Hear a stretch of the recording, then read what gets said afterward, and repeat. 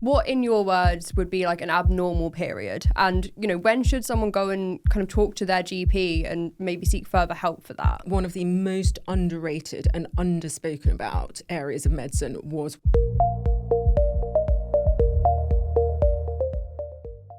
I'm Megan Ferguson. Welcome to Patient in the Room. Today we're joined by Dr Shree, a obstetrician and gynaecologist with over 20 years of experience.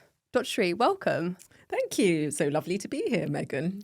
So you've worked in women's health for more than 2 decades. What kind of drew you into this industry? Well, I always had a passion for women's health ever since I was a medical student. I really liked the combination of medicine and surgery. And I thought that one of the most underrated and underspoken about areas of medicine was women's health. And it's such an interesting area. There's so much research. There's so much to do. And I have to say, after 20 years of specialising in both obstetrics and gynaecology, I still feel the same way. Interesting.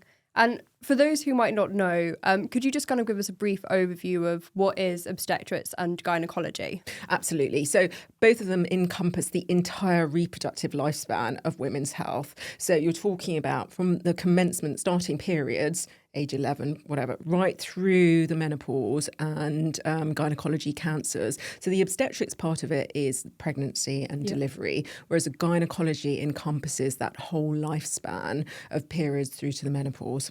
Fascinating. And I guess having worked in this for over kind of 2 decades, what is the most rewarding part of working within this type of health? Gosh, it's really very simple. Just making patients better. Just seeing the difference that you can make to an individual, from someone who's suffering from really bad, painful periods to diagnosing endometriosis, removing ovarian cysts, right through to doing a cesarean section and delivering their first baby, maybe even their second. So it's such a range of emotions, but it is incredibly rewarding. That must be so incredible, kind of being in the room with someone as they kind of give birth. Yes. And, it's kind of, I guess you kind of start this whole new phase of your life kind of once you've given birth. So sounds incredible. A unique place to be because it's such an intimate moment. It's such an intimate subject. I mean, if you think about it, within 5 minutes of meeting some of these women, I have to talk about their periods and how heavy their bleeding is, painful sex, etc. It's a whole range of different subjects that we have to go into. But you do get to spend those special moments with them, which is quite unique.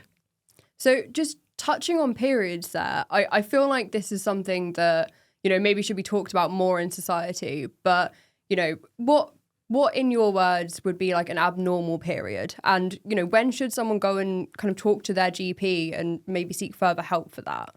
Absolutely. So it's important to think about periods in terms of how often we get them, but also how long they last and how bad they actually are in terms of heaviness, so the flow, and also the amount of pain that we're experiencing. So some women experience really heavy, painful periods from the day dot, but others develop changes in their cycle. And that, to me, warrants investigations. So if you've got something that you notice is a significant change month after month, that's when I would be thinking, maybe I need to go and see a doctor. And also, if your symptoms are really bad, so the pain's really bad, it's stopping you from going to work, school, etc., you're fainting, that also would be a reason to start thinking, let's go and see the doctor. So I guess throughout school, throughout our lives as women, we're often told kind of painful periods are something that so common, something we just have to put up with. Welcome to womanhood is kind of the phrase that we often get told. Is that actually the case? Should periods be painful? And, what kind of level of pain can we expect to be normal during a period? Well, I think it's really individual, just like labour, for example. So what's okay for one person doesn't make it okay for another person. If you get the odd cramp on day 1 or day 2 of your period and you're able to sail through it, do what you're doing on a normal daily basis, then fine. But if it's stopping you from doing your college work, your homework, your schoolwork, whatever it is, or work just generally, then that's time to think whether actually this is something you do need to put up with. If you're not sure, my advice would be come and see us and then let's see what we can do. Yeah, and I guess for those days where you are having a a bit of a painful period, you've got bad cramps, like, would you recommend kind of like over-the-counter medication, or can people kind of ask their GP for maybe something stronger during those times? Absolutely. So again, what I would be looking at is the actual life cycle of the menstrual period. So I would be looking at the full month, looking at what people are doing in the second half of their cycle leading up to their periods, as well as looking at what we can do during the period itself. So there's such a range of treatments, from hot water bottles, gentle yoga, right through to the stronger medications. So I wouldn't just limit it to medications which can make you feel groggy, unable to focus, etc. And to me as a gynaecologist, actually, what I want to do is find out why you're having those heavy periods. So we don't want to just put a plaster on the situation. We want to find out whether there's an underlying cause, like endometriosis, for example, which is incredibly common. And like you say, just not really spoken about enough. Definitely. And I mean, just touching on endometriosis, could you kind of give us a broad overview of what endometriosis is and potential like treatment options, or, for those suffering with endometriosis, kind of what might you be saying to them? Absolutely. So endometriosis is one of the most common things I see in clinic. And patients often present with painful periods, bloating, pain during intercourse in the second half of their cycle, or pain during the intercourse or going to the toilet during the period itself. Those are the classic symptoms, but that doesn't always affect everyone to the same level. So again, kind of finding out what the symptoms are is really important. What is endometriosis? It is effectively the womb lining in places where it shouldn't be. So around the womb, for example, instead of inside it, within the ovary instead of inside it. And that's the type of thing that we will explore and investigate, not just by speaking to you, but also by doing investigations like ultrasound. And then once we know what type of endometriosis we're dealing with, that's when we can say, look, would you like to consider hormonal treatment, pain management, or for some women, surgery? So there's a range of options, but depending on what the main issue is and whereabouts a woman is in her cycle or life plans, that's when we would tailor the individual treatments for her. Fascinating. And I guess so in terms of endometriosis, does early diagnosis of that kind of help change the outcome of that condition? I'm so pleased you mentioned the words early diagnosis, because I don't think that it should just be for endometriosis. I would say any health problem, be it in women's health or beyond. They say a stitch in time saves 9. And I think that's very true of any health diagnosis, be that endometriosis, fibroids, ovarian cysts. So the sooner we know about it, the simpler the treatment will be, and the more likely we can resolve it 110%. Whereas if it grows and it becomes more severe, we may just be able to get on top of the symptoms, but not get you back to the original baseline that you were originally at. Interesting. And I'd love to touch on ovarian cysts, if that's okay with you. Absolutely. Could you kind of just give us a broad overview of what are ovarian cysts and what the symptoms could be if someone did have them? Absolutely. So you touched on a subject that's very close to my heart. My MD research was in ovarian cancer. And I see a lot of patients who come with pain either on one side or the other. And sometimes it can affect their periods themselves. There's so many different types of ovarian cysts. It's really important, if you do have an ovarian cyst, to get an ultrasound to characterize it so we know what type of ovarian cyst we're dealing with. The most common type of cyst that we see is a simple bubble just with fluid inside it. And that can wax, it can wane, just with different cycles. So there, depending on the size and the symptoms, we may not need to do anything. But there are other types of cysts like dermoid cysts, endometriomas, which are a type of endometriosis, where actually we may need to think about surgery and removal. And one of the things we always think about is, if you've grown one cyst in an ovary, is there a higher chance of getting another cyst in the future? So these are the types of things that we'll go through with individuals, depending on what type of cyst we're looking at, the size, and the types of problems they're experiencing. And can kind of hormonal factors contribute to, developing these conditions? And can environmental factors kind of factor into developing these as well? Absolutely. So it depends on which conditions you are referring to. So I would have to say things like PCOS, for example, we know weight gain can affect how symptomatic you are with polycystic ovary syndrome. So actually looking at your periods, the regularity of your periods, the type of periods you experience can be massively impacted by environment. And I would generally say that if you experience a massive stress or a weight change, don't expect an immediate change in your period. Hormones take a little while to cotton on to things. So if there's a problem in August, you probably see it reflected in the regularity or change in periods in about October, November time. Okay. But the good news is equally, that's your body telling you, let's hold back, guys. Periods are nice to have, not need to have. So therefore, they're one of the first things that change in nature. And it's often a sign that your body's saying, hang on a second, this is just a little bit too much for me. Let's rewind. And so actually, those are often subtle signs where we need to start thinking about actually, where are we in terms of how stressful life is, what we're eating, what other medical problems we've got going on, have we got family problems, moves, children, etc., that can potentially have an impact on the regularity of our cycle and also on the severity of some of the symptoms that we're getting from underlying conditions. So you're kind of saying there that for a woman who, has periods, that actually when other things change in our lives and, there might be stress factors, weight factors, like whatever that is, actually our periods are the first thing to kind of alert us to that change.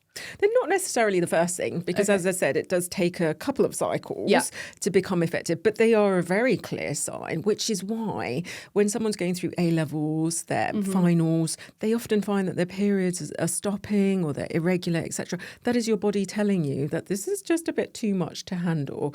And I think the other time to think about that actually is the menopause. So when we're hitting the menopause, often these symptoms creep up on us and we're not fully aware. Then add in a divorce or a move or kids leaving home, and those symptoms can just double or triple in terms of how they affect you on a day-to-day basis. So it's worth considering, and these are the types of things that we'll look into. It's not just about the underlying conditions. You've got to treat the person, otherwise it just won't be effective.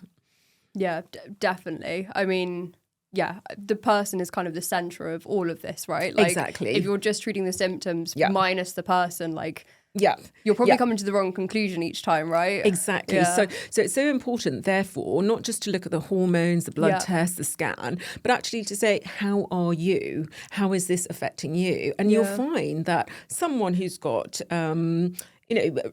really bad menopause numbers in terms of their blood results, are actually symptomatically fine and don't need HRT, whereas someone who has got quite mild hormonal imbalance may feel that a lot more. So again, that's where tailoring things is really important, because you don't want to give unnecessary medications to people for longer than they need to. And that's the other thing to think about. Often when we start treatments, we'll start on the lowest dose possible, but that may not be enough to be effective. So we may have to chop and change in terms of the types of medication and the doses that we're considering. So bear with us. You touched on HRT there.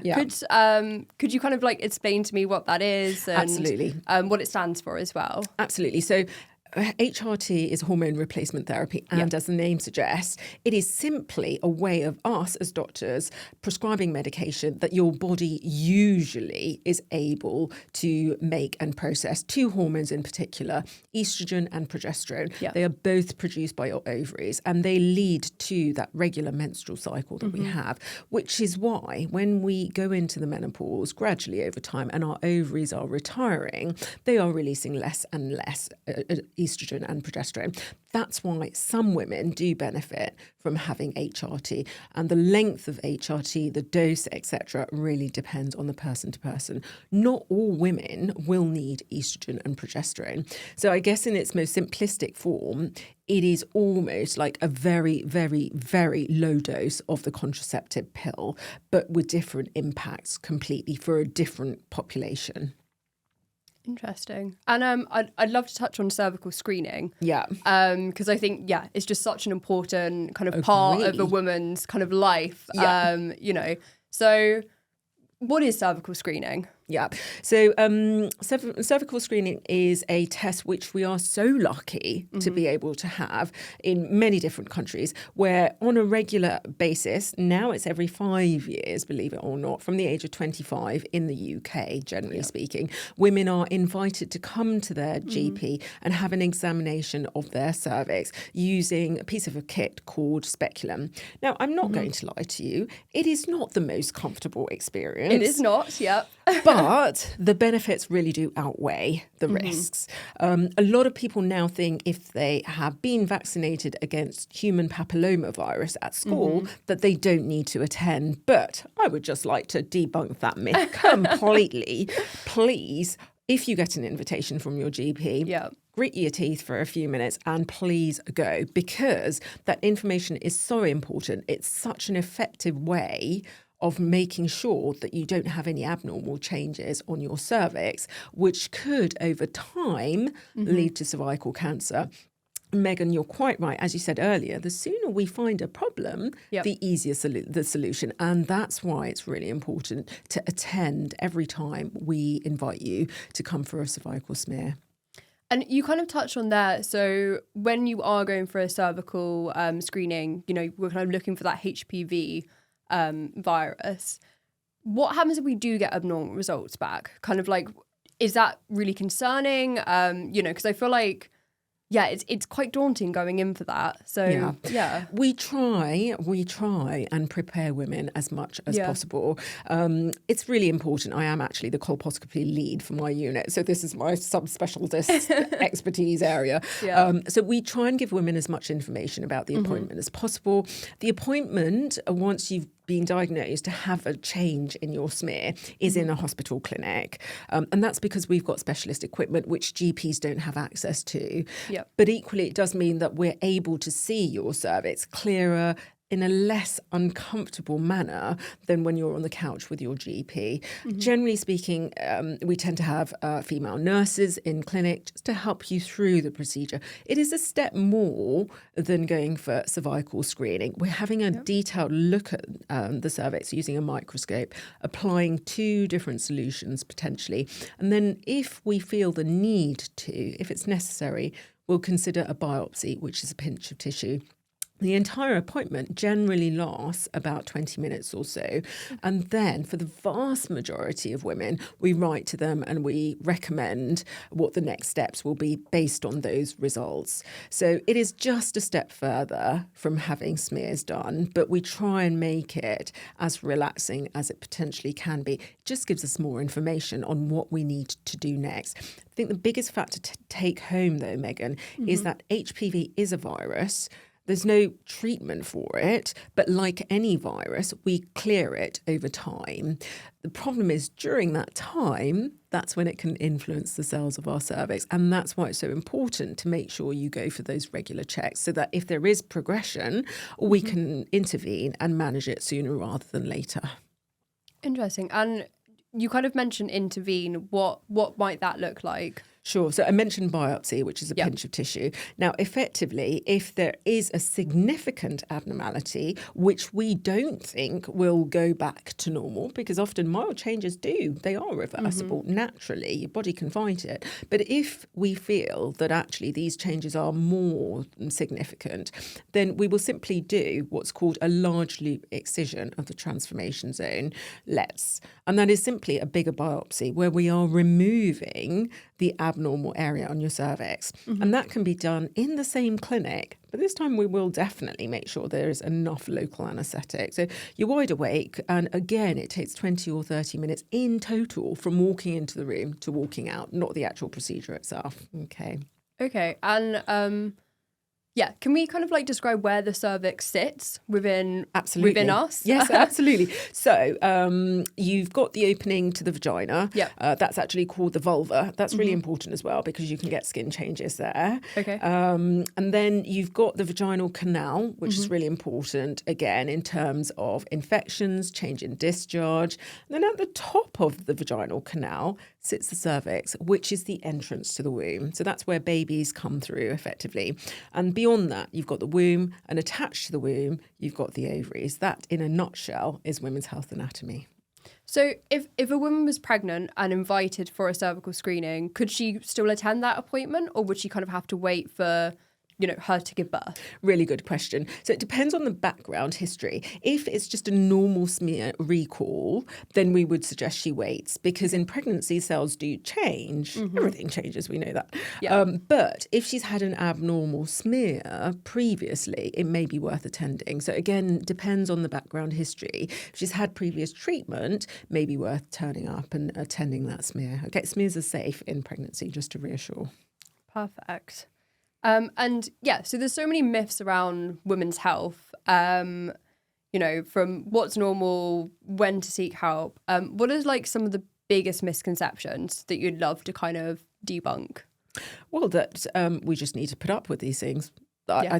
As you said earlier, I think actually there is more awareness certainly now than when I started, but we've still got a long way to go. The average duration of women having symptoms of endometriosis before they're diagnosed is still 8 years. That is a long, yes. Wow. That's a long time to be in pain, having monthly periods that are stopping you from going to work, going to school, whatever. So actually just being able to approach your doctor and feel comfortable discussing it, I think is going to be still the biggest challenge potentially. So what I'd say there is, if you're not getting the answers you need, either ask to be referred to a gynaecologist or see a doctor who's got a special interest in women's health in your general practice. Those are the options that are available. And how has gynecology kind of changed since you started within the industry? Yeah, I think the biggest change we're seeing is advances in the different types of medication we're able to offer, but also increasingly just taking that holistic approach. Medicine is often seen as just throwing tablets and medication at patients or surgery. We have seen so many different advances in keyhole surgery, in the new different therapies and treatments that are available in cases such as endometriosis or PCOS, even supplements potentially that can impact our periods and their regularity. And I would say that that's probably the biggest area of advances. But what with AI coming onto the agenda, I think very much for women's health, let's watch this space. Yeah, interesting. I feel like, even since kind of like I was a kid, women's health has been talked about so much more in the media, on the news as well, which has, been really empowering. That's really... Yeah, I love the fact that it's kind of like getting out there a little bit more.